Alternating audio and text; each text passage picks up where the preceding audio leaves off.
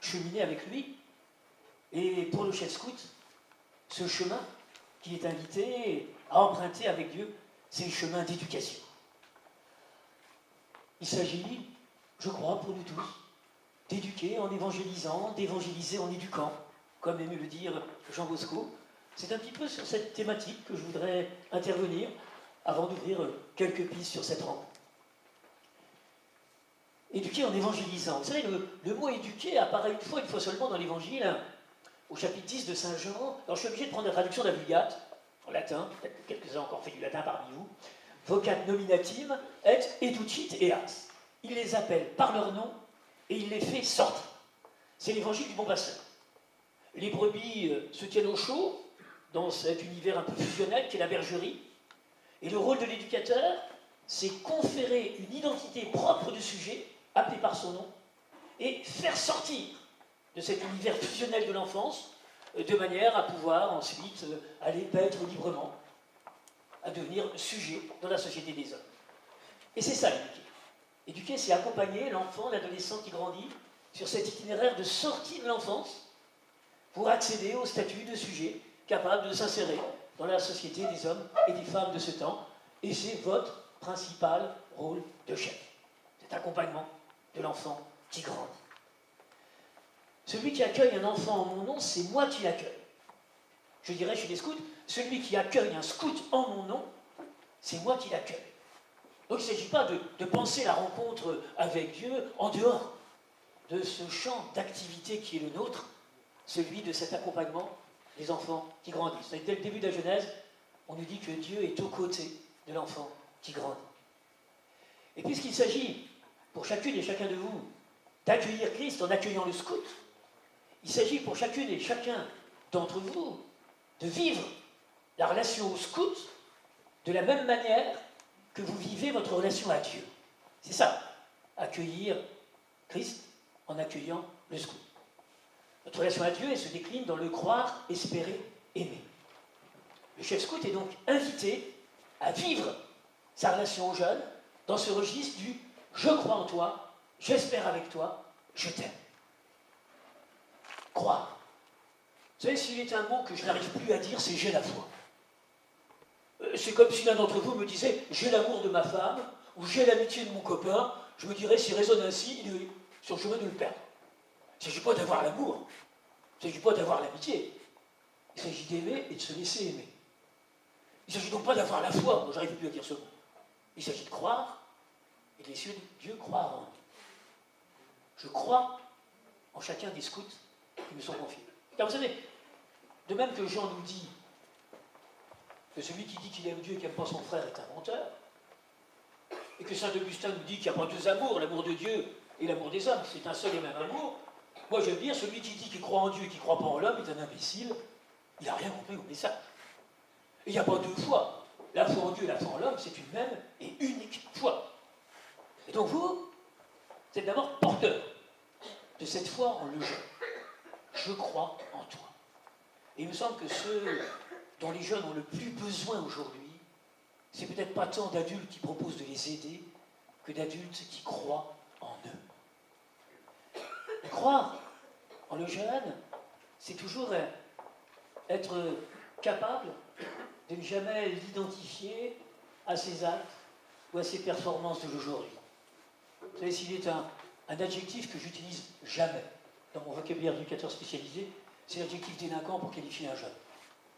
Parce que c'est quoi un délinquant? Si je prends la définition du dictionnaire, un jeune est délinquant parce qu'il a commis un délit. Le drame, c'est que dans la tête des gens, cela devient très vite, un jeune commet des délits parce qu'il est délinquant. C'est terrible les effets dramatiques de cette inversion de causalité. Qu'est-il de commun entre un jeune de 17 ans qui s'utilise la carte bleue de sa voisine ou un jeune de 17 ans qui va agresser sexuellement une gamine de 4 ans? Je ne vois aucun trait de personnalité commun.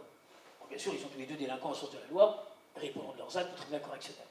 Toute ma posture d'éducateur salésien, c'est de dire aux jeunes, tu as commis un délit, mais pour moi, tu n'es pas délinquant. C'est pour ça que je me mets en colère après toi. C'est pour ça que je te sanctionne. Ah oui, tu serais délinquant, ce serait normal que tu commettes des délits. Je rencontrais un collègue qui me dit, tu sais, Jean-Marie, je suis le directeur d'un foyer de jeunes délinquants. Je dis, bonne chance. Il me dit, c'est tout des conneries qu'ils font. Mais je dis, heureusement, sinon qui tu serais. Imaginez qu'ils s'arrêtent. C'est son niveau social. Moi, je suis dans une association où j'ai beaucoup de jeunes qui commettent des délits, mais j'ai zéro délinquant. C'est complètement différent de dire à un scout, t'as fait une connerie ou t'es con. On ne dit pas du tout la même chose. Premier cas, on parle de l'acte. En deuxième, on juge la personne à partir de l'acte. Croire en le jeune, c'est toujours s'interdire ce jugement. Et combien le scoutisme est une merveilleuse école de foi.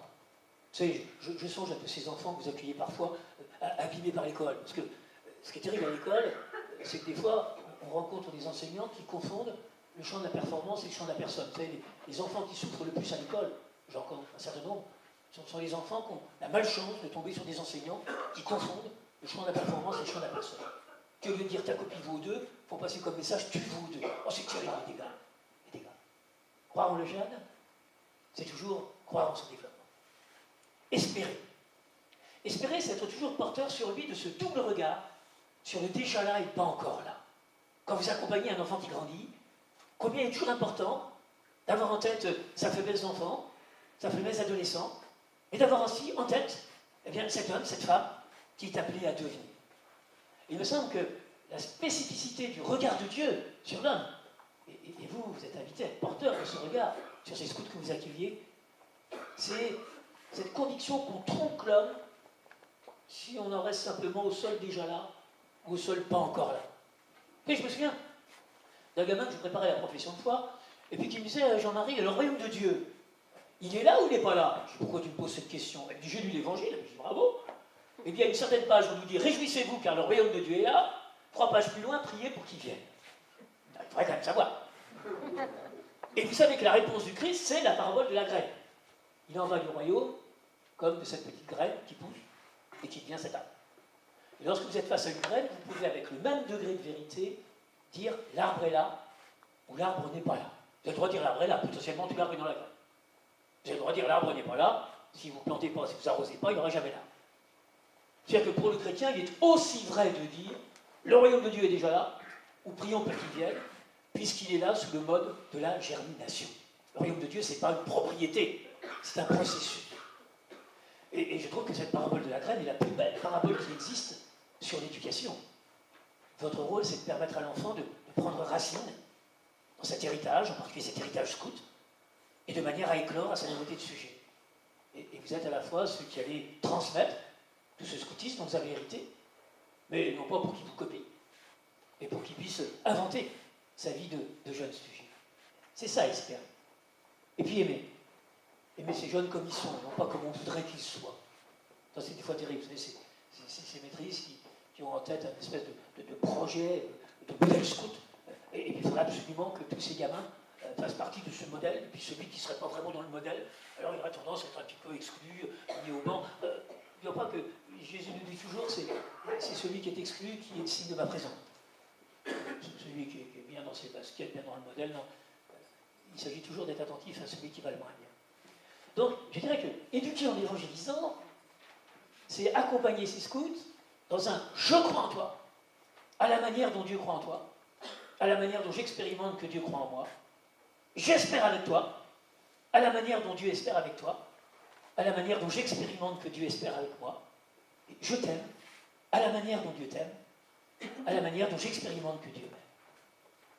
Ben pourquoi, chaque fois que je réfléchis avec les scouts, vous savez, je récuse un peu une organisation du discours où il y a la 4e dimension spirituelle qui est le paragraphe 4. Non, non. Il immerge toutes les autres dimensions. Il n'y a pas comme ça, puis 4e paragraphe, ah bah oui, on appartient quand même à l'église, on est croyant, on fait des petites célébrations. Non, non. Cette dimension de cette rencontre de Dieu, cette rencontre de Dieu, elle se joue dans la rencontre avec les scouts. Deuxième volet de la réflexion, évangéliser en éduquant. Comment être porteur de cette bonne nouvelle? Et c'est pas si facile aujourd'hui, avec les scouts d'aujourd'hui, et vous le savez tous. Je dirais d'abord, il s'agit d'être porteur d'une bonne nouvelle. C'est-à-dire que si ce que nous avons à dire sur Dieu ne constitue pas une bonne nouvelle pour ces jeunes que nous côtoyons, mieux vaut se taire, il n'y a pas de monde à ça. Jésus s'est tué 30 ans avant d'oser prendre la parole. Pourtant, il a passé que 33 ans sur la terre, et pendant 30 ans, il s'est tué. Le temps de rejoindre son peuple, de comprendre où étaient les attentes. C'est pour ça que je pense qu'on peut annoncer Dieu qu'en prenant d'abord le temps de rejoindre. C'est quoi les attentes de mes scouts? De quoi ont-ils soif? De quoi ont-ils soif? Ça me paraît très important. Et puis, j'ai envie de dire, l'évangile, c'est pas qu'un contenu, c'est aussi une pédagogie. On ne peut pas annoncer l'évangile avec une pédagogie autre que celle de l'évangile, et qui est essentiellement celle du dialogue. L'outil d'évangélisation utilisé par Jésus, c'est celui du dialogue. Alors, sur ce deuxième volet de mon intervention, je voudrais m'appuyer un petit peu sur un texte évangélique. Et je choisis le texte de la rencontre entre Jésus et la personne la plus éloignée qui puisse être de lui.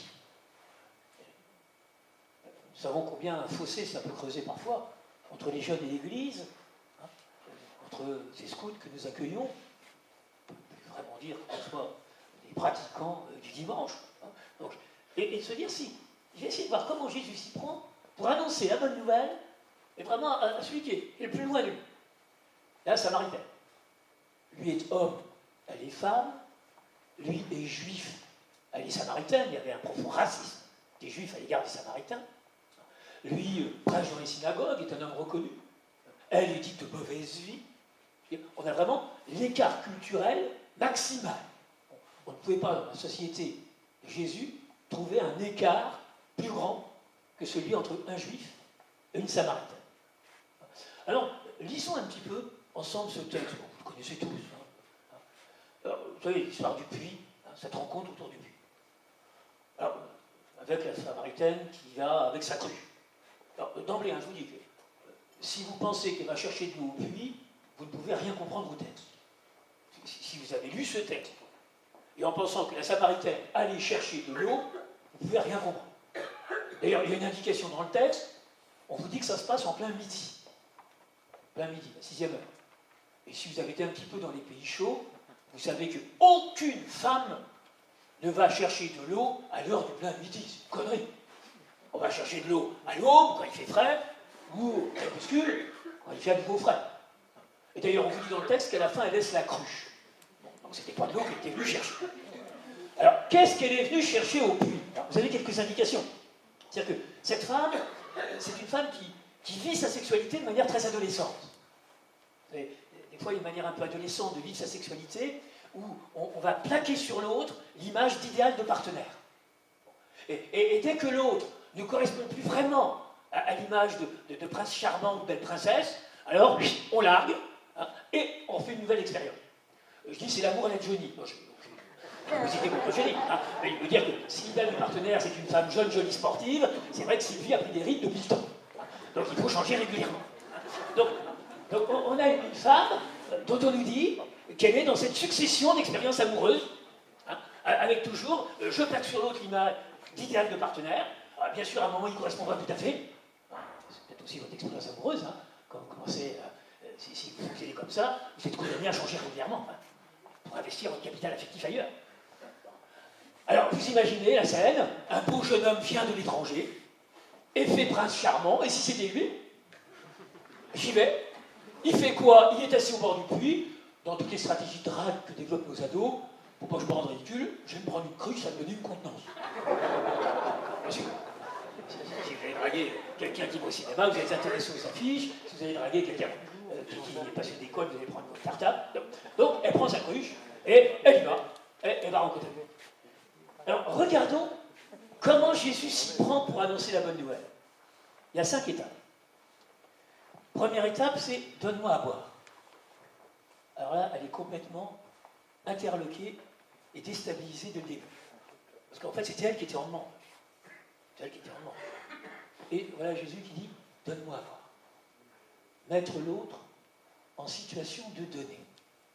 Annoncer la bonne nouvelle, c'est commencer par mettre l'autre en situation de donner.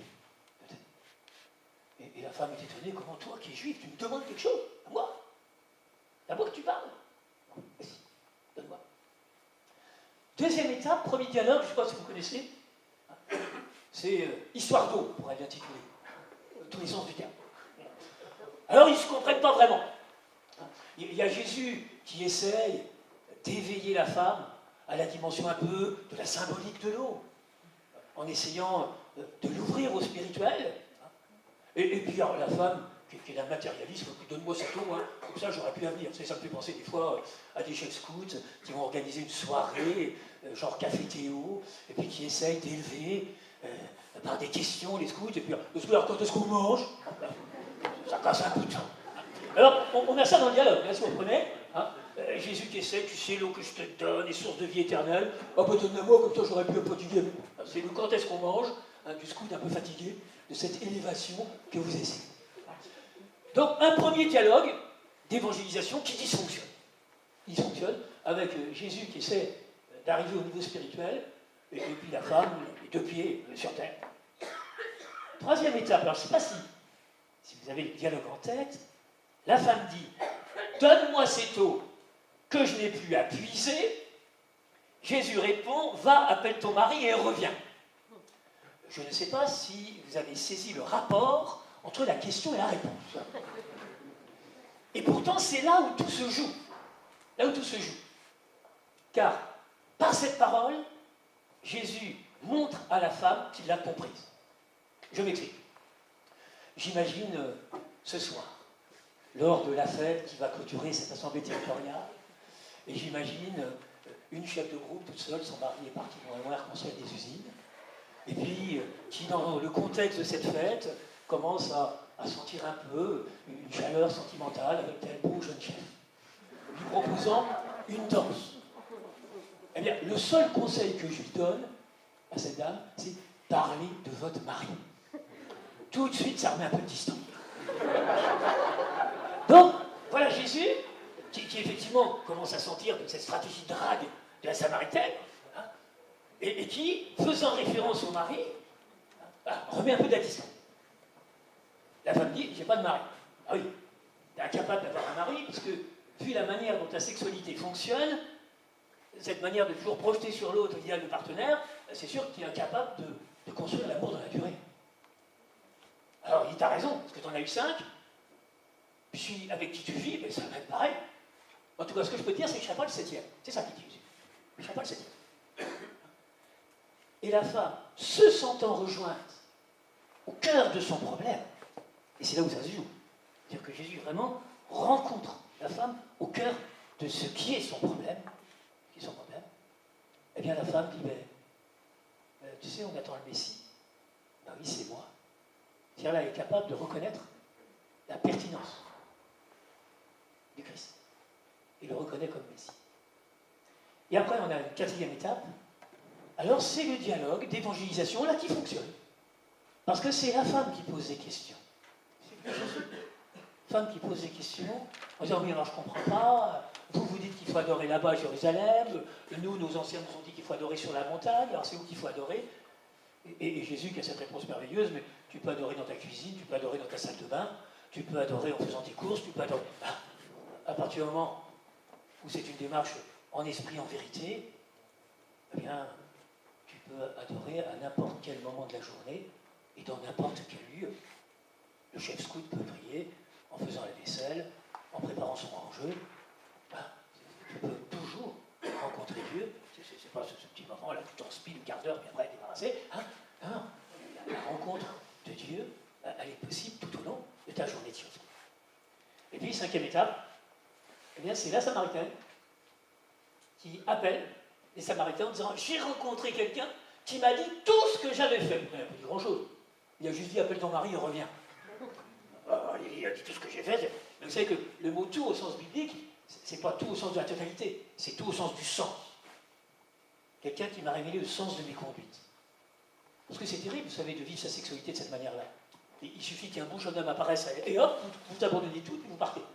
Et puis une espèce de scénario qui va se répéter. Puisque, bien sûr, il ne correspondra pas à l'image d'idéal de partenaire, parce que ça c'est vous, c'est un miroir de vous-même.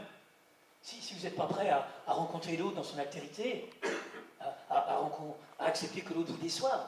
Moi j'aime dire, chaque fois que je prépare des fiancés au mariage, je leur dis, je crois qu'on est capable d'aimer quelqu'un qu'à partir du moment où on a été déçu par lui. Parce que sinon on est plus amoureux de l'image qu'on se fait de lui que de sa propre réalité. Or la réalité de l'autre échappe toujours à la projection qu'on fait sur lui. Quand je disais tout à l'heure, aimez vos scouts, c'est accepter d'être déçu par eux. Parce qu'effectivement, si vous n'aimez dans votre scout que l'idéal d'enfant scout, donc vous êtes porteur, à partir de votre propre histoire, il risque vraiment d'être un peu décalé. je crois qu'on ne peut aimer qu'à partir du moment où on est capable de vivre cette expérience de la déception. Ce qui est d'ailleurs vrai dans notre rencontre avec Dieu. Parce qu'on parle d'une relation d'amour entre Dieu et les hommes. Mais c'est aussi une relation de double déception. Dieu est déçu par l'homme. Il y a des pages croustillantes dans la Bible qui nous montrent un Dieu un peu ennuyé, en colère par rapport à l'usage que l'homme fait de sa liberté. Mais il arrive aussi que l'homme soit déçu par Dieu. Vous auriez été Dieu, monsieur, il n'y aurait pas eu de tremblement de terre en Haïti, je suis certain, ça aurait été vous Dieu, vous auriez apporté ça. Apporté ça. Donc nous sentons bien que ce Dieu, Jésus-Christ, est un peu décalé par rapport à ce qu'on appelle le bon Dieu. Vous savez, le bon Dieu, c'est la somme de toutes les projections qu'on fait sur Dieu. Mais le bon Dieu, c'est une fabrication de l'homme. Et le Dieu de Jésus-Christ peut toujours être un peu décevant par rapport à ce bon Dieu, parce que bien sûr, on ne comprend pas, lorsqu'il nous étonne, lorsqu'on est là avec toutes nos questions sur le mal. Mais je crois que c'est à partir du moment où on accepte d'être déçu par Dieu qu'on est capable de l'aimer. Parce que tant qu'on veut enfermer Dieu dans les projections qu'on fait sur lui, effectivement, on n'est pas sur un chemin de connaissance. Alors, si je reprends ces 5 étapes avec les scouts, ça me paraît complètement adapté. La première, c'est mettre le scout en situation donnée. Je crois que c'est ça qu'ils apprécient. C'est là où ils sont plus heureux, nos scouts. Quand vous leur permettez de partager leurs talents, de s'exprimer, de vous donner. 2, c'est respecter leur prétexte. Parce que ce qui est formidable dans le premier dialogue, c'est que Jésus a respecté le prétexte de la femme. Je savais bien que c'était un prétexte. Hein. Tu me parles d'eau, je te parle d'eau. Bon. Merci. Parce que des fois, vous savez, faites un café Théo avec tous vos scouts. Demandez-leur les sujets qui veulent aborder. Alors, les relations avec les parents, les relations garçon-fille, l'écologie, tous les sujets sauf Dieu. Mais ça ne fait rien, vous pouvez parler de Dieu sur n'importe quel type de sujet. On peut parler de Dieu en parlant de la relation parent-enfant, on peut parler de Dieu en parlant de la relation garçon-fille, on peut parler de Dieu en parlant de l'écologie, on peut parler de Dieu en parlant de la guerre. Respectons les prétextes.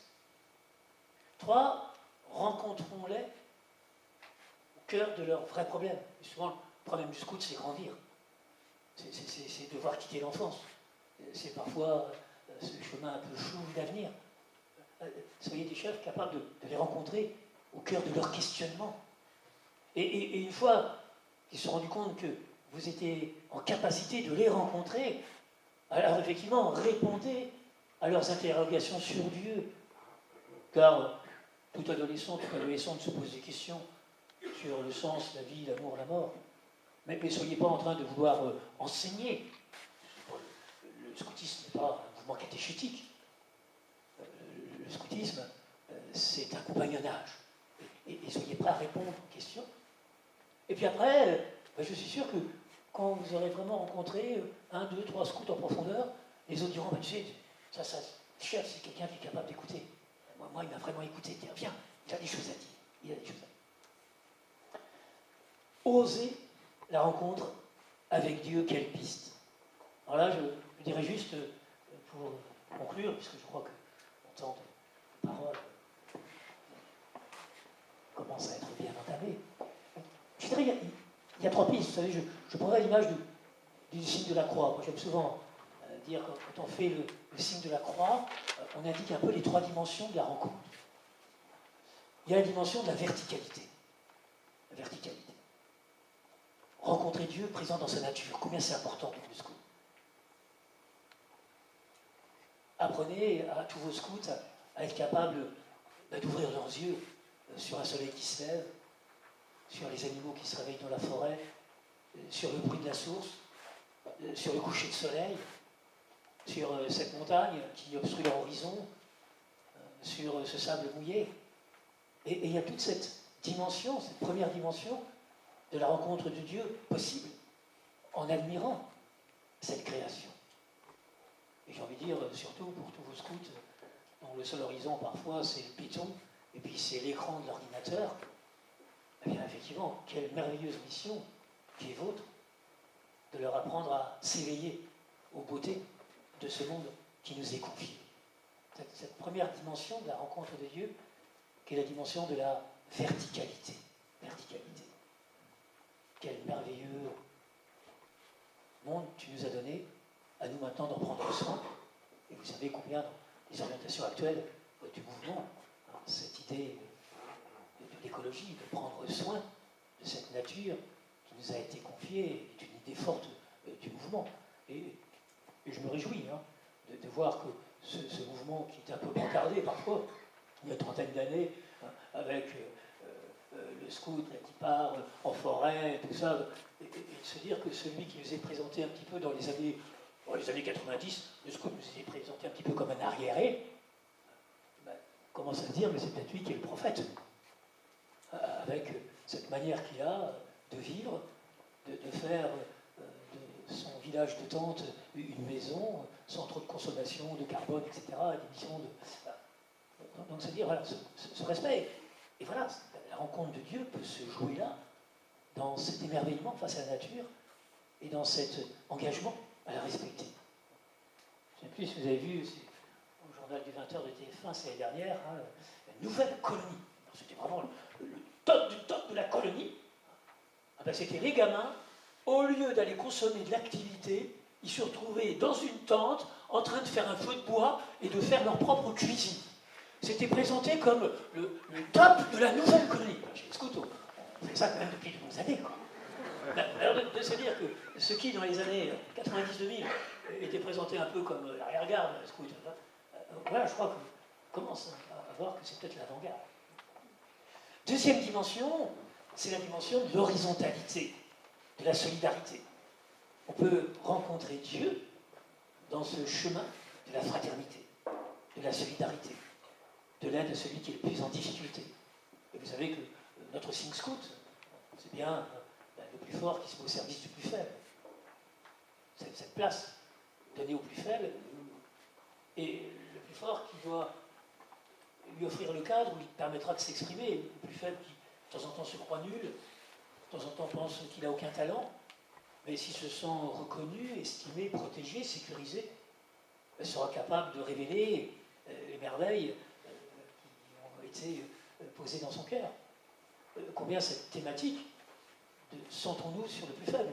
On sait que la force d'une chaîne, elle s'évalue toujours à la résistance du maillon le plus faible. J'ai envie de dire que la qualité du scoutisme se mesure toujours à l'attention qui est vôtre pour le plus en difficulté. C'est là que se mesure la qualité du scoutisme. C'est pas les gros bras, les machins. C'est toujours cette attention. Et c'est toujours une vraie chance.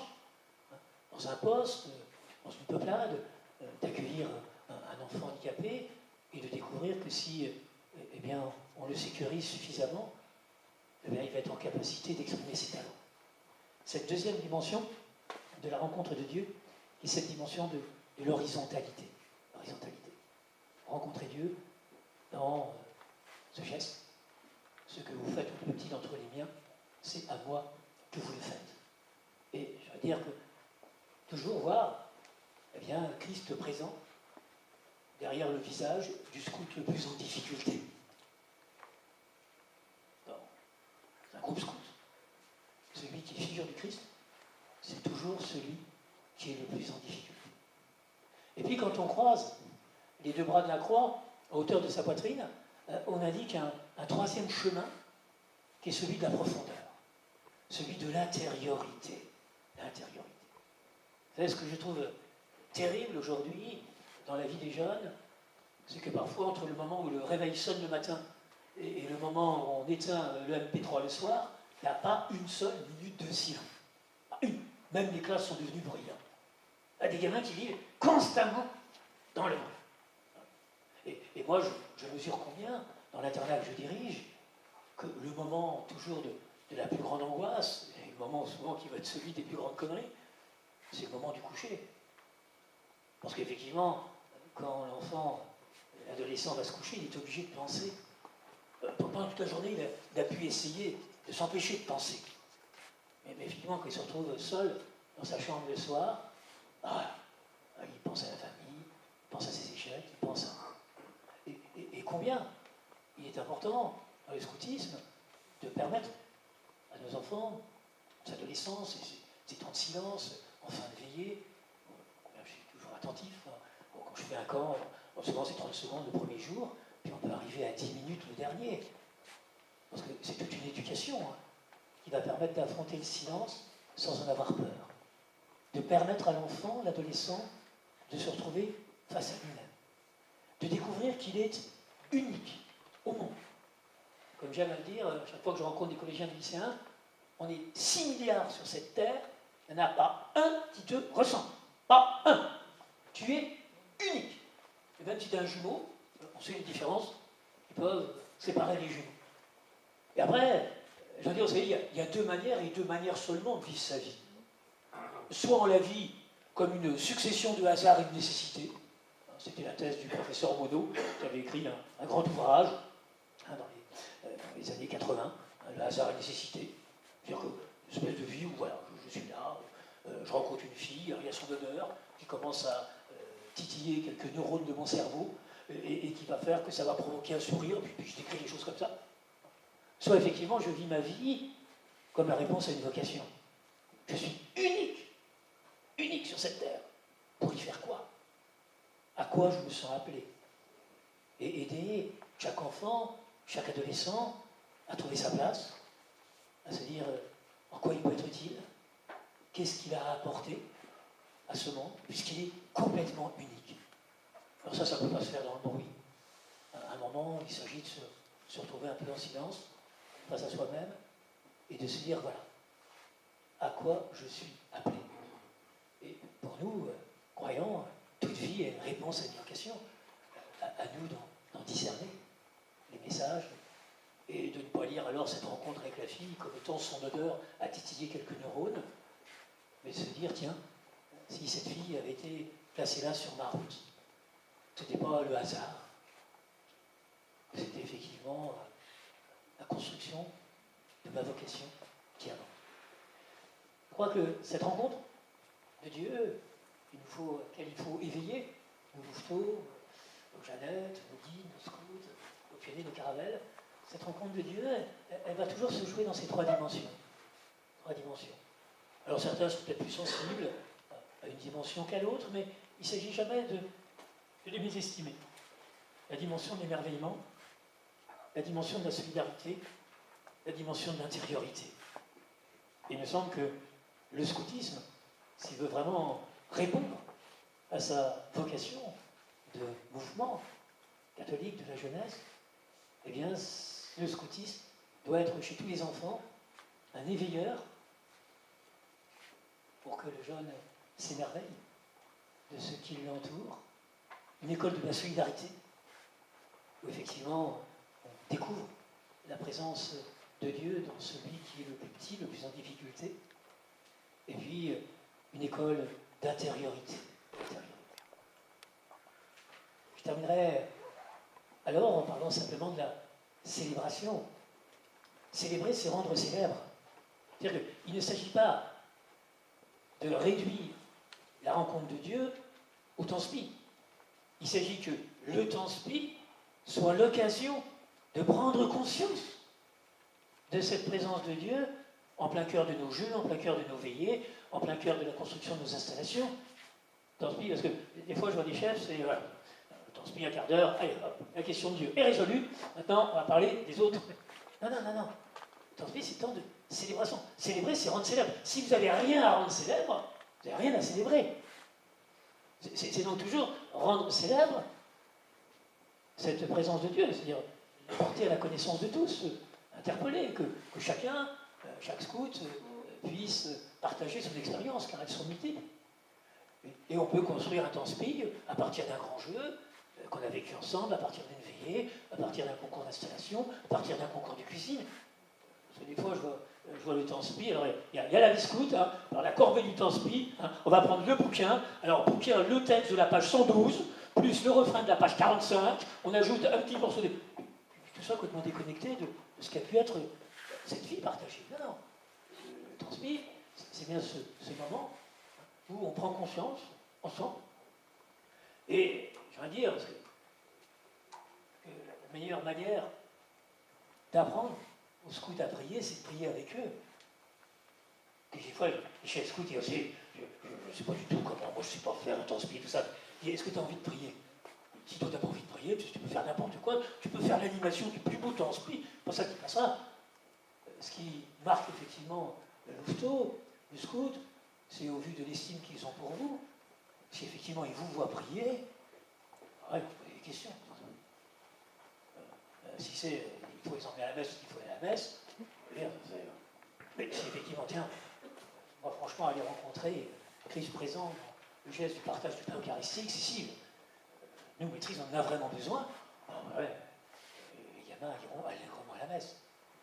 Et que la vraie question qui se pose dans ces temps de prière, c'est pas la qualité de l'animation, hein, avec le texte de la page machin, le refrain de la page truc, et le petit verset d'évangile tiré de l'État. C'est effectivement si les enfants sentent que vous avez envie de donner une dimension de célébration à ce que vous vivez, que pour que ceci fasse sens, eh bien de temps en temps, ça vaut le coup de se poser. Moi, c'est ce que j'aime quand je vais visiter mes cours scouts. Je suis incapable, parce que au départ, j'ai pris la succession, les gamins, c'est la gueule, quoi, ils vont y arriver. Hein. Merde, c'est avec la messe. Merde, c'est avec la messe. Donc j'ai choisi, hein, pendant plusieurs week-ends, de dire, jamais célébrer, j'allais voir les gamins, si vous allez à la messe, il y a les pilates, hein, mais je ne voulais pas qu'ils s'associent. Et puis maintenant, mais c'est autre chose, je viens jouer avec eux, et puis on va célébrer.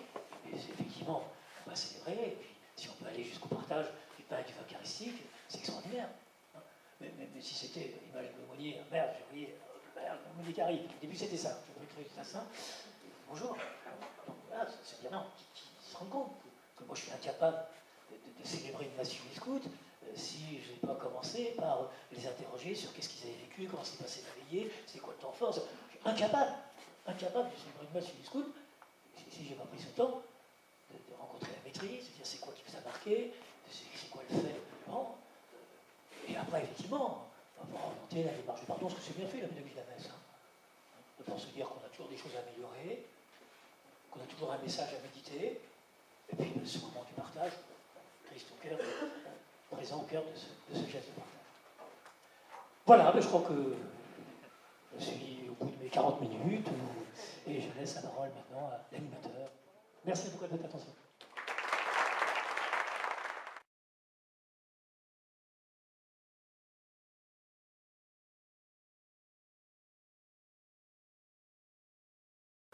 Alors nous, on s'est posé une question suite à ce que vous nous avez dit en parlant de déception nécessaire à l'amour.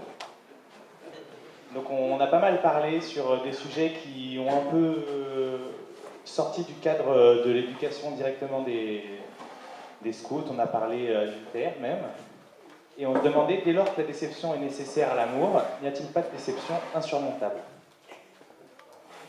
Oui. Donc là, j'utilise vraiment le mot déception, pas au sens moral du terme, hein, mais au sens de décalage entre la réalité de l'autre et la projection qu'on peut faire sur lui. C'est bien ça. C'est-à-dire que forcément, je crois que dans la rencontre,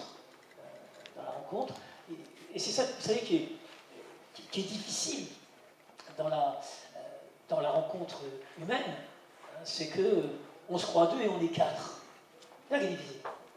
On se croit deux, toi et moi, on est quatre, il y a toi, il y a moi, il y a la représentation que je me fais de toi, et il y a la représentation que tu te fais de moi. Les psychanalystes parleront transfert contre transfert. Et au début de la relation, donc on a A, B, B', c'est la représentation que moi je me fais de B, et A', c'est la représentation que B se fait de moi. Et au début, c'est A' qui cause à B'. Un peu difficile, quoi. Hein. Et puis, c'est toujours, il faut du temps, du chemin, hein, pour effectivement arriver à cette vraie rencontre entre A et B. C'est aussi un peu vrai avec Dieu. Au départ, on cause un peu à la représentation qu'on se fait de Dieu. Et puis, c'est en prenant le temps de méditer sa parole, de l'écouter, que peu à peu, on va aller à dialoguer, non pas avec la représentation que je me fais, mais avec lui. Alors après, des déceptions insurmontables, là on arrive sur le thème du pardon, et qui est sans doute encore plus difficile que donner, c'est pardonner. Et j'ai envie de dire, pardonner, c'est pas oublier. À la limite, ça serait trop simple. Et je crois qu'on a tous ce devoir de mémoire. Moi, je côtoie des gamins, je ne peux pas leur demander d'oublier les abus sexuels dont ils ont été victimes, de la maltraitance. Donc, pardonner, c'est pas oublier. C'est plus difficile qu'oublier. C'est dire, pardonner, tu as volé. Ça, bonjour, hein, tu as piqué la caisse du camp. Mais pour moi, tu n'es pas un voleur. C'est ça, pardonner. C'est-à-dire que je réouvre un avenir. C'est le vin ne pêche plus de Jésus, la femme adultère. Ça ne veut pas dire qu'il est d'accord avec l'adultère, il le condamne. Mais il réouvre un avenir. Et je crois effectivement que la plus belle preuve d'amour, c'est le pardon. C'est-à-dire la capacité de ne pas enfermer l'autre dans le comportement qui était le sien, mais de lui rouvrir un avenir.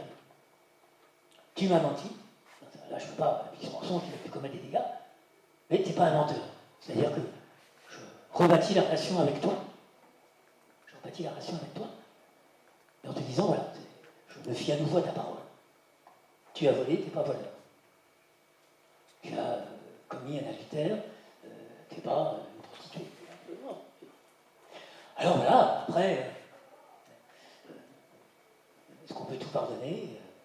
C'est chacun qui a envoyé. Moi, ce qui me paraît important, c'est que on ne peut pardonner qu'à quelqu'un qui demande pardon. Moi, je sais, l'histoire qui m'a tellement remarqué, ce gamin dont le papa a tué la maman, et qui me disait jamais je pourrais lui pardonner. Et je disais au gamin, de toute façon, ton papa t'a pas encore demandé pardon. La question se posera lorsqu'il te demandera pardon. Parce qu'au cours d'assises, il n'y a même pas eu un mot de pardon pour son fils, quand j'étais là. Même Jésus sur la croix, il ne dit pas je vous pardonne. Il s'adresse à son père, pardonne-leur. Il ne peut pas pardonner puisqu'il ne demande pas pardon. Donc, pardonne. J'espère qu'ils vont te demander pardon, et s'ils te demandent pardon, tu leur pardonneras. Mais Jésus ne dit pas sur la croix, je pardonne. Il dit pardonne-leur. Et vous savez que dans la tradition de l'Église catholique, alors je sais que c'est un sacrement qui est un peu tombé en désuétude, en particulier chez les jeunes, mais effectivement, ça veut dire que si on veut recevoir le pardon, eh bien ce n'est possible que si on formule la demande de pardon. D'où effectivement le sacrement, le prêtre qui n'est pas là pour... Mais simplement, le prêtre est là que pour permettre à la personne de formuler sa demande. C'est ça qu'on dit prêtre. C'est pas... Et effectivement, Dieu pardonne à celui qui demande pardon. Mais demander, ça veut dire, ben voilà, la formuler, et voilà. Voilà ce que je dirais sur ce... Alors, est-ce qu'il y a des choses qui sont... Christ nous invite à être capable de pardonner, puisque de même qu'il dit aimez-vous les uns les autres comme je vous ai aimé, il nous fait dire dans notre Père, prière que nous récitons tous les jours, pardonne-nous comme nous pardonnons. Et puisque lui est prêt à tout pardonner, il nous invite effectivement à tout pardonner. Jésus nous dit pardonnez-vous les uns les autres comme je vous pardonne. C'est la déclinaison dans notre Père du aimez-vous les uns les autres comme je vous ai aimé. Et c'est ça que je trouve, permettez, absolument extraordinaire dans l'Évangile. C'est-à-dire qu'on aurait pu imaginer, à la fin de sa vie, que Jésus, qui a tout donné pour nous, termine par ce message « Aimez-moi comme je vous ai aimé ». On aurait pu imaginer ça. Mais ce n'est pas ce qu'il dit. Il ne conclut pas par « Aimez-moi comme je vous ai aimé », il conclut par « Aimez-vous les uns les autres comme je vous ai aimé ». Alors, je parlerai d'une soirée que j'ai vécue avec Glorieux, si vous voulez. Tous, des préadolescents, des adolescents. Jésus, tu m'aimes, je t'aime Jésus, Jésus, tu m'aimes, je t'aime Jésus, Jésus, tu m'aimes, je t'aime Jésus, Jésus, tu m'aimes, je t'aime Jésus.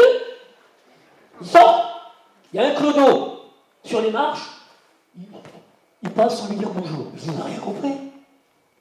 Jésus n'a pas dit aimez-moi comme vous aimez. Ils sont plantés là.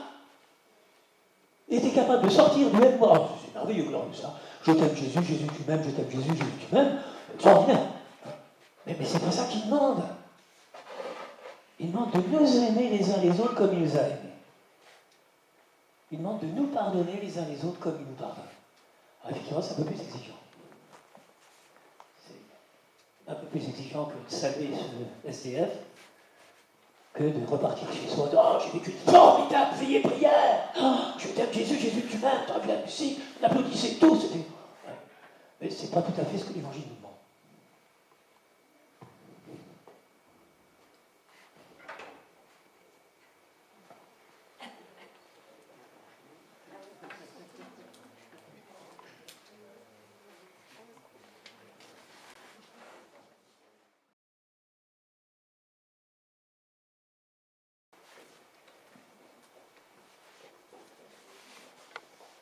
Alors nous, on est resté sur des sujets un peu plus terre à terre.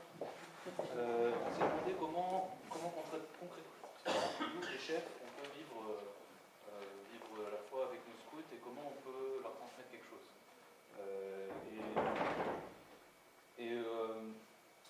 Au final, on s'est dit, on a beaucoup d'outils pédagogiques, on a plein de conseils qui viennent de droite à gauche, et la vraie difficulté qui se pose, c'est comment écouter le jeune quand on a prévu quelque chose. On prévoit une activité, on fait quelque chose, mais il faut quand même rester à l'écoute du jeune, et c'est de lui que doit venir la démarche. Et donc nous, on a réfléchi là-dessus en se disant que c'était ça quand même la plus grosse difficulté pour le chef, c'est d'être capable de réagir au moment, à ce qui est créé au moment où on le fait. Là, je crois que tu as raison. Hein, le plus difficile dans le dialogue, c'est pas de parler, c'est d'écouter. Parce que quand je parle, ben, je suis au centre de ma parole et je partage ce que je ressens. La manière dont je vis les choses, la manière dont je les ressens, la manière dont j'ai prévu. Alors que écouter, c'est essayer de s'intéresser à comment l'autre sent les choses, à comment l'autre sent la journée, à comment... Et il est vrai hein, que le plus difficile, moi je vois le plus difficile dans le métier d'éducateur, c'est d'écouter. On va dire, quand je reprends même un gamin qui a fait, bon, ça a parlé, je sais, j'en donne le cas, la loi, le machin, les trucs, ça c'est facile. Alors maintenant, on arrive à écouter pourquoi dans sa tête c'était devenu important de commettre cette connerie. Parce qu'il l'a fait, c'était important pour lui. Et qu'est-ce qui s'est joué dans sa tête pour que vraiment c'était cette connerie qu'il devait faire. Et ça c'est beaucoup plus difficile. Parler, réagir à la connerie, dire tu vas voir, et la sanction, tout ça, c'est moi qui d'abord. Donc il y a bien conscience que écouter, hein, dans la mission éducative, hein, écouter, hein,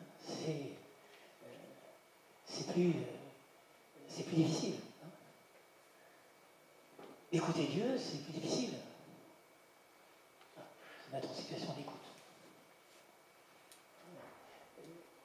Alors voilà, après, dans une journée, c'est vrai, être à la fois capable de préparer, hein, parce que il ne s'agirait pas de dire, bon, ben, quand on va écouter les enfants, on ne prépare rien, ça serait un désastre. Hein. Mais comment, une fois que les choses sont bien préparées, c'est qu'on a des outils, comme tu dis, c'est ce qui donne confiance. C'est-à-dire que, moi je dois dire que si vraiment j'ai préparé, je ne sais pas, je vais faire une intervention auprès d'un groupe d'ados, j'ai vraiment préparé, ça me permet d'être en confiance.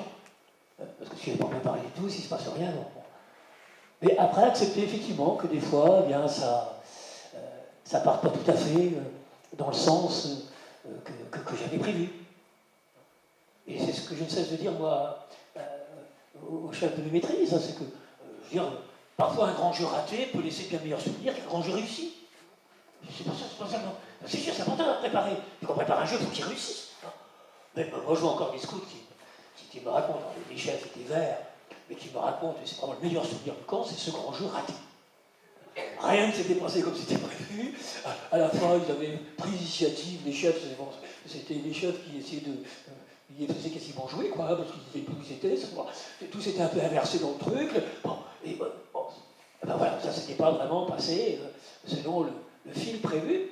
Ce qui ne veut pas dire que le lendemain, il faut que les chefs fassent un congé sans avoir rien préparé. Non, c'est effectivement de temps en temps accepter hein, voilà, de remettre en cause un programme. Je crois que c'est ça sentir. Enfin, là, je crois que les maîtrises qui commencent à avoir un peu de bouteille, ben voilà, c'est cette capacité capacité à pouvoir à un moment bouleverser un programme parce qu'on a vraiment senti que les pions étaient en attente d'autre chose, ou les guides étaient en attente d'autre chose. Mais c'est moins facile, c'est vrai. Mais quand on est jeune chef, d'abord, il faut bien préparer. C'est un peu le deuxième stade. Hein. On prépare bien, ça va. Puis un stade 2, c'est être capable effectivement de mettre de l'imprévu. Parce que ceux qui vont directement au stade 2, là, ils se plaignent. Ah, j'en vois, des chefs. Ah, bah oui, c'est tout. Hein. On va faire un week-end, on n'a rien préparé. Hein. Rien préparé. Alors, le week-end, ils ont fait quoi? Balle aux prisonniers. Parce que non, les gamins, ils ne peuvent demander que ce qu'ils connaissent, quoi. Alors, ils ont fait balle aux prisonniers, puis après, ils ont fait tech. Puis après, le lendemain, ils ont fait tech, puis balle aux prisonniers. Bon. Arrive au troisième week-end, non. Bien sûr, les chefs sont là pour faire découvrir des choses nouvelles.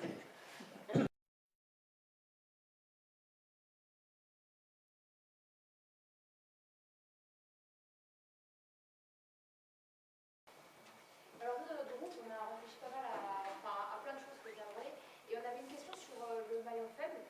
En fait, comment on fait pour que la chaîne s'adapte au maillon faible, et à quel moment on peut peut-être décider que ce maillon faible est trop faible pour la chaîne, et comment concrètement un chef peut faire, par exemple, tu as pris l'exemple de l'enfant handicapé. C'est vrai qu'il y a beaucoup d'unités qui ont énormément de mal en fait, à accueillir un handicap, notamment parce que les chefs n'ont pas d'outils, à quel moment on peut mesurer si ce maillon faible peut rentrer vraiment dans la chaîne et se mettre en péril toute la chaîne.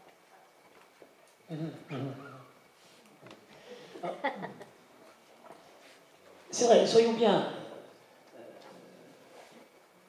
convaincus, hein, et c'est vrai aussi dans le monde de l'entreprise, la qualité du produit final sera toujours liée à la moindre qualité du plus mauvais élément de la chaîne. Soyons convaincus que quand on marche, ça c'est particulièrement vrai, on est bien plus efficace en équipe en s'alignant sur le point du plus faible, et en cessant de marcher, qu'avec les plus forts, puis après il faut les attendre, puis après le plus faible c'est perdu, puis après il faut le rechercher, faites l'expérience, hein, avec un groupe de scouts qui s'aligne sur le point du plus faible, et puis un groupe de scouts où il y en a 3 qui caracolent en tête, puis après ils perdent les autres, puis après vous leur dites ah non, il faut que vous reveniez tous ensemble. Alors le temps qu'ils recherchent les autres qui se sont perdus, ceux qui sont alignés sur le plus faible seront plus efficients. Hein, donc ça je crois que c'est important.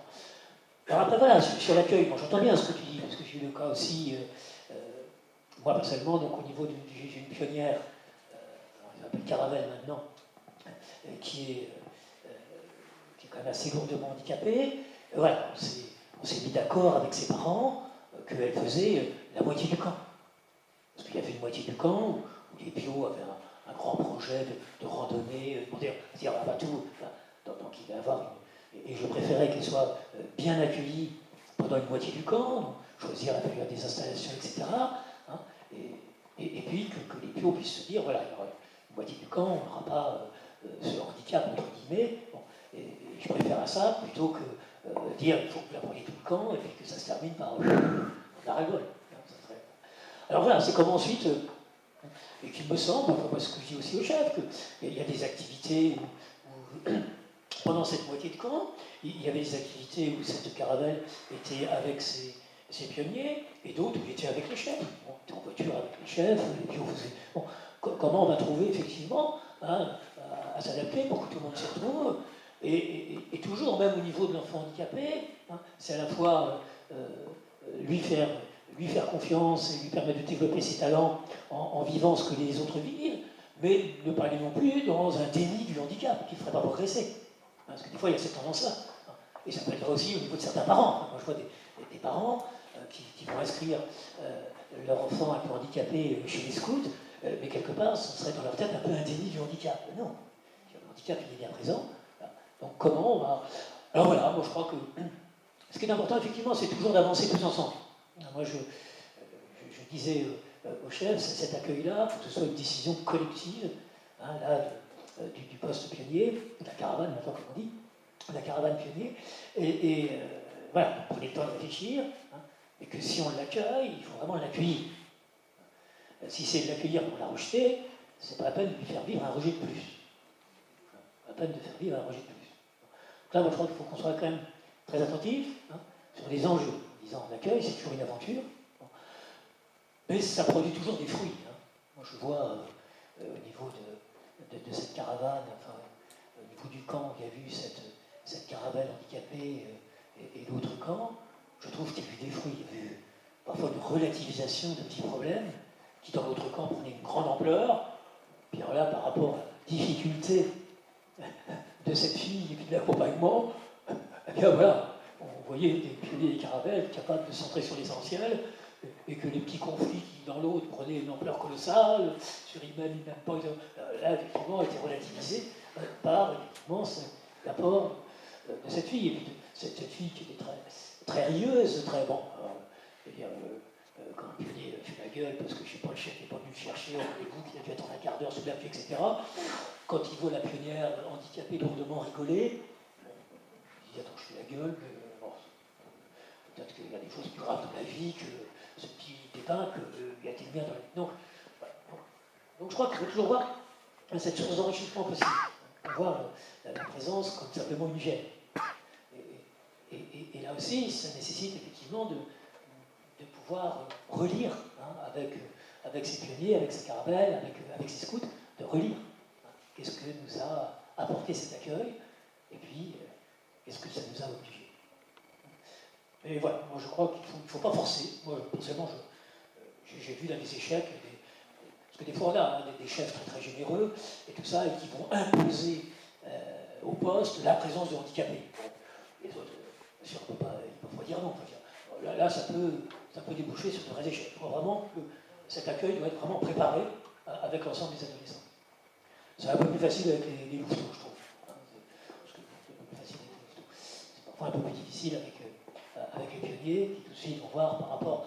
Et d'écouter aussi la demande légitime de pionniers, disant bah oui, mais nous, je sais pas, on a fait un grand projet, le comptabilisme, très bien, on peut aménager des choses. Accueillir, ça ne veut pas dire qu'il doit faire tout en même temps, toujours, on peut dire. On peut aussi vivre son corps à son rythme.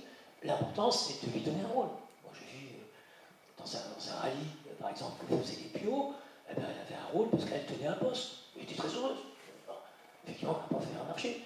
Mais on va pas dire à l'équipe, vous vous imposez d'apprendre, et puis on va marcher à l'heure pour que les autres. Non. Mais c'est donner un poste un peu valorisant à cette fille qui était handicapée, de tenir un poste et de pointer les cartes. Vous savez, le genre de rallye, il faut pointer lorsque l'équipe passe au poste. Il y a toujours moyen. Hein, ça nécessite effectivement d'inventer, de s'adapter.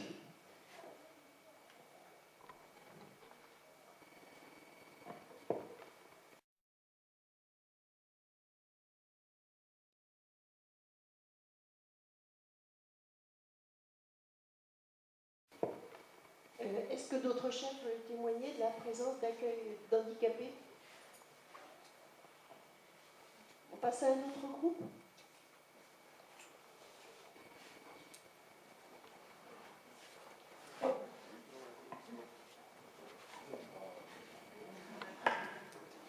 Donc nous, on a parlé un peu de la dimension verticale, c'est-à-dire en fait un peu comment parler de Dieu, que ce soit aux chefs ou aux jeunes. Voilà, on a parlé un peu des expériences qu'on avait dans nos groupes, que ce soit la prière avec les chefs, ou dans les conseils de groupe, les amis qui parlaient de la messe, ou des choses comme ça, des visites. Voilà, et notamment, les chefs témoignent aussi de leurs jeunes qui étaient demandeurs aussi d'aller en forêt.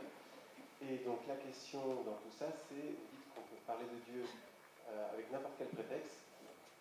Quels mots peuvent être posés finalement pour relier tout ça lors d'une visite en forêt, enfin, voilà, quels mots peuvent être posés?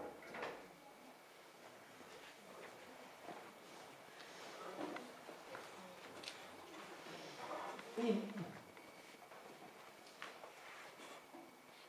Je crois que l'essentiel, ça va être surtout de savoir écouter leurs mots. C'est-à-dire de permettre à des louveteaux, enfin moi je vois, j'ai visité un camp un soir, voilà, et de permettre autour du feu à des louveteaux de partager ce qu'ils ont ressenti pendant cette balade en forêt, et ce qui les a marqués, là, bon.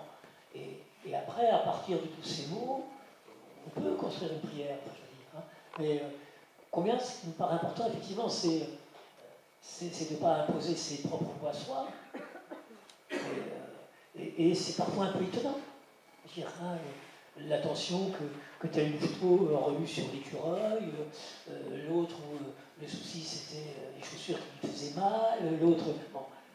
Et après, il y a toujours, enfin moi je trouve, il y a toujours moyen de dire que, ben voilà, ça c'est un peu la vie. Il y a ce qui est difficile, alors comment on fait face, est-ce qu'on poursuit, est-ce qu'on s'arrête, il y a l'inattendu, voilà, comment, bon, cet écureuil, personne vient, voilà, et de se dire, ben voilà, cette invitation que Dieu nous fait à toujours avancer, même si on a mal aux pieds, Dieu qui vient faire signe là où on ne l'attend pas, un peu la manière de cet écureuil, voilà, qui nous surprend. Je crois qu'il y a toujours, hein, et j'ai envie de dire que c'est ça, effectivement, le parler en parabole. Hein, c'est-à-dire, à limite de servir de, de ces mots, de ces jeunes, et puis, ce chef qui peut donner un peu une dimension parabolique, hein, c'est-à-dire ouvrir à la dimension symbolique. Voilà. Et je crois que, surtout hein, dans notre mouvement, qui est quand même très riche en symboles, hein, le nœud, la route, bon, des tas de symboles forts, hein, et ce qui me paraît important, c'est d'éveiller hein, ces enfants à cette dimension symbolique que peut prendre leur propre ressenti. Mais combien hein, par important, effectivement, d'essayer de partir de leurs propres mots.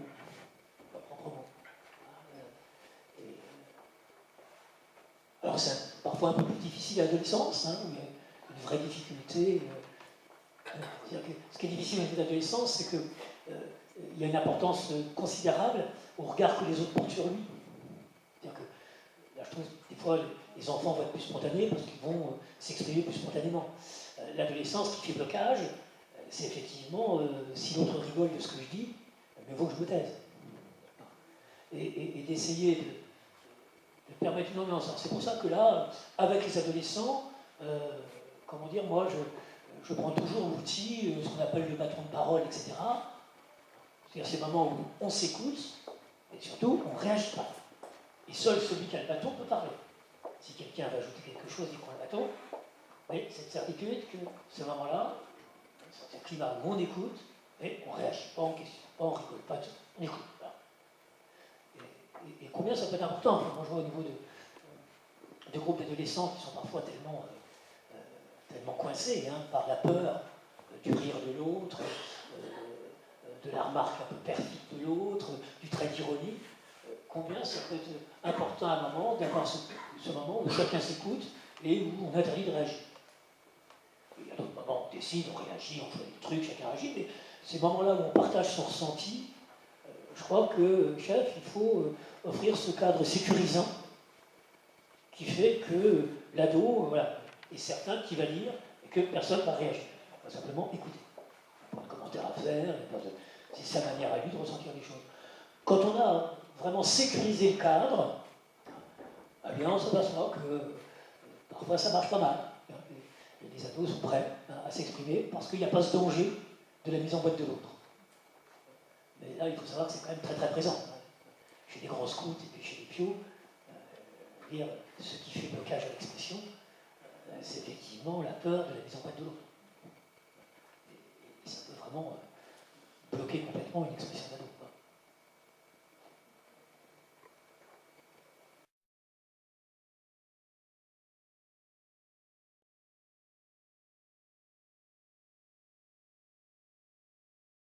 On a particulièrement apprécié ce que vous avez évoqué par rapport au fait que le temps spi est un temps de célébration. D'ailleurs, on se disait que le terme temps spi n'est pas adapté puisqu'il cloisonne trop et qu'il faudrait sûrement proposer autre chose qui serait peut-être temps de célébration ou célébration pour lui donner vraiment son sens. Par une parenthèse.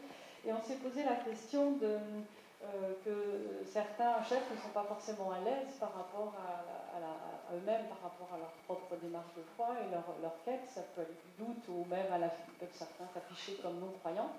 Et on se disait que cette proposition de célébrer et donc de reconnaître ce qui a été de beau dans la journée, ça permet aussi peut-être à ces chefs d'exprimer avec sincérité ce qu'ils vivent, c'est-à-dire qu'ils sont eux-mêmes face à leurs doutes éventuellement, et ils peuvent rejoindre les jeunes dans leurs doutes aussi, parce que les jeunes ont eux-mêmes des doutes, Et la question qu'on se posait, c'était est-ce que le fait de reconnaître ce qui a été de beau dans la journée, même si on n'y met pas le nom de Dieu, est-ce que c'est déjà possible ou une ouverture? Est-ce qu'on peut effectivement l'appeler célébration, même si on n'a pas dit, on n'a pas reconnu Dieu dans cette journée, mais dans le sens où on a vu des choses qui ont été belles pour les uns pour les autres?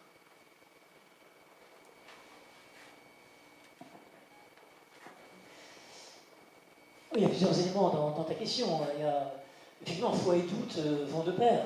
Croire n'est pas savoir. Voilà. Donc, partager ses doutes, c'est aussi important pour ces enfants que nous côtoyons, qui aussi sont habités par un questionnement. Et ce qui me semblerait plus incompatible, je veux dire, avec l'appartenance à une maîtrise, ça serait ce genre de dire, de savoir que Dieu n'existe pas, une sorte de certitude. Elles sont insupportables d'un côté et de l'autre.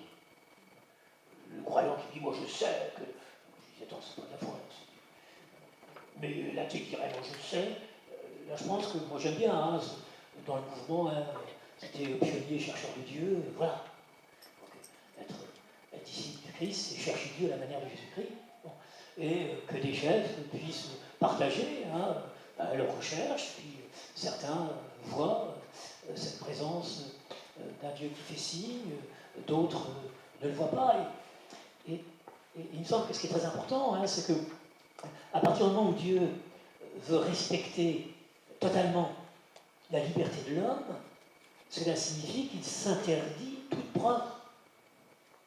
Parce que s'il y avait une preuve d'existence de Dieu, je serais obligé de le croire. Je n'aurais plus la liberté de croire ou de ne pas croire. Donc il est vrai que Dieu s'interdit toute preuve. Il ne fait que si. Si. Le signe que vous trouverez, c'est l'enfant emmailloté, le signe de l'étoile, le signe. À vous de décoder, à vous de déchiffrer. Et c'est vrai que nous avons toujours la liberté de déchiffrer ce signe comme signe de la présence de Dieu, ou de ne voir que le signe de sa matérialité. Et combien effectivement, il me paraît intéressant d'avoir des maîtrises ou des chefs croyants, d'autres qui sont habités par le doute, eh bien, ensemble, ils cheminent avec les adolescents, et je dirais que c'est plutôt une richesse. Alors après, est-ce que, oui, la beauté, vous savez, dans Matthieu, on prend l'exemple de la solidarité, dans Matthieu 25, Jésus dit, il y a deux catégories de gens, il y a ceux qu'on fait, ils ont été visités de prisonniers, ils ont vêtu celui qui était nu, ils ont donné à manger. Et ils sont étonnés. Ils disent, mais si, vous l'avez fait pour l'homme. C'est-à-dire que Jésus ne dit pas ceux qui ont fait ça à l'homme, pour moi, non. Ça suffit. Ça suffit. Et là, j'étais présent. Donc, un geste de solidarité entre ce scout et puis ce scout handicapé, même si on n'y voit pas, on n'y met pas les mots de la présence du Christ, ça reste signifiant. Alors voilà, comment, j'ai envie de dire, dans ce temps de célébration, moi, c'est un peu pareil au niveau de l'école catholique. Autant, je conçois tout à fait que dans une maîtrise, tous les chefs ne soient pas croyants. J'aurais un peu de mal à imaginer qu'il n'y ait aucun croyant dans la maîtrise. Je trouve que c'est important. Et que cet espace de célébration puisse être cet espace où celui qui est croyant puisse parler de la manière dont il déchiffre le signe. Lui, il a vu effectivement la présence de Dieu dans le camp. Après, chacun est respecté dans sa liberté d'adhérer à cette interprétation ou de ne pas y adhérer. Chef compris. Mais voilà. Mais je pense que ça peut être. Et s'il y avait une maîtrise, vraiment, il n'y avait aucun. Non, je dis là, est-ce qu'on peut vraiment mettre la pédagogie scout, quand même une pédagogie d'interpellation, une pédagogie d'inviter à déchiffrer les signes? Voilà, si dans la maîtrise, ben, on a aussi quelques déchiffreurs de signes, à côté d'autres pour qui le seul engagement auprès de l'enfant compte. Et que cet espace du temps spi, donc essayer d'éveiller la dimension spirituelle de ce qu'on vit. C'est pas, cette dimension spirituelle, elle traverse la dimension de la relation au monde, de la relation à soi-même et de la relation à l'autre. C'est-à-dire que ce que j'appelle la quatrième dimension du scoutisme, elle traverse les trois autres. C'est pas une qui s'ajoute en plus. C'est quelque chose qui traverse les trois autres. Traverse, et qui est ce temps où on puisse effectivement rentrer un peu dans le langage symbolique, rentrer un peu dans le déchiffrage du signe, mais il ne s'agit pas d'imposer. Il ne s'agit jamais d'imposer cette signe.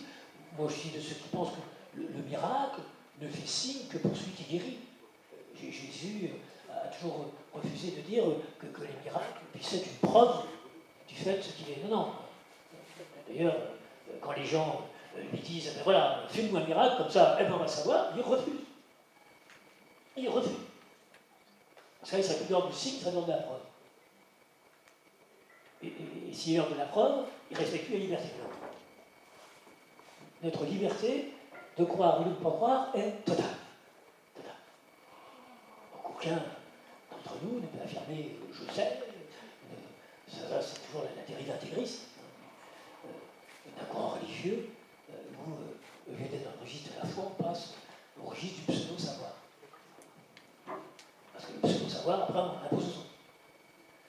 Alors que si on est dans le registre de la foi, on ne peut qu'en témoigner. Ah. Et puis, je suis appelé effectivement à témoigner de cette manière qui vient de dire les choses, mais voilà, maintenant à toi, à toi de voir quelle est la manière à toi, et c'est pas, je ne peux pas t'imposer ma manière de voir, parce que cette manière, elle s'est forgée aussi à partir de mon histoire, à partir de ce que je suis, à partir de ma relation avec mon environnement, à partir de ma relation avec Dieu. Merci de permettre cette précision.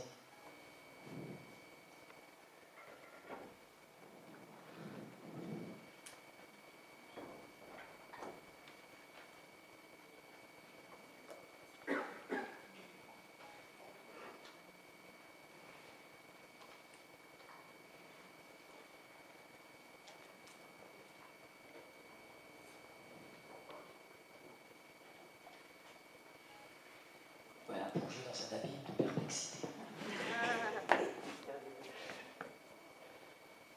Ça va être encore plus compliqué en quittant cette assemblée que avant de dire.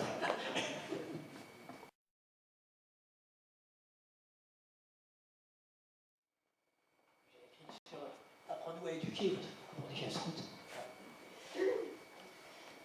Seigneur, tu es le bon pasteur, prêt à risquer ta vie pour tes brebis. Elles sont enfermées dans l'univers un peu fusionnel de la bergerie où elles se tiennent bien au chaud, serrées les unes contre les autres. Alors tu les appelles chacune par leur nom, leur conférant une identité propre de sujet, et tu les fais sortir. Littéralement, tu les éduques. Voici alors qu'elles trouvent un pâturage, elles deviennent autonomes. Seigneur, ces jeunes que tu nous confies, apprends-nous à les éduquer, à leur faire découvrir leur identité d'être unique aimé de toi, à les faire sortir de l'état de dépendance qui est celui de l'enfance vers celui de sujet, capable de prendre la parole, d'entrer en relation avec les autres, de s'opposer, de travailler, de communiquer, et capable de la plus haute expression de la communication, l'amour. Apprends-nous à les rejoindre à ta manière, sans vouloir escalader à tout prix, mais en prenant le temps de découvrir la porte d'accès, ce qui suppose tact et douceur. Ce n'est pas par les coups, mais par la douceur que tu en feras des amis, disais-tu à Don Bosco lorsqu'à l'âge de 9 ans, il entrevoyait déjà ce que serait sa mission. Indique-nous le chemin de la persévérance, de manière à apprendre à les connaître vraiment, et puisse-t-il, grâce à toi, découvrir peu à peu que cette vie qui est leur, ils l'ont reçue en abondance. Merci.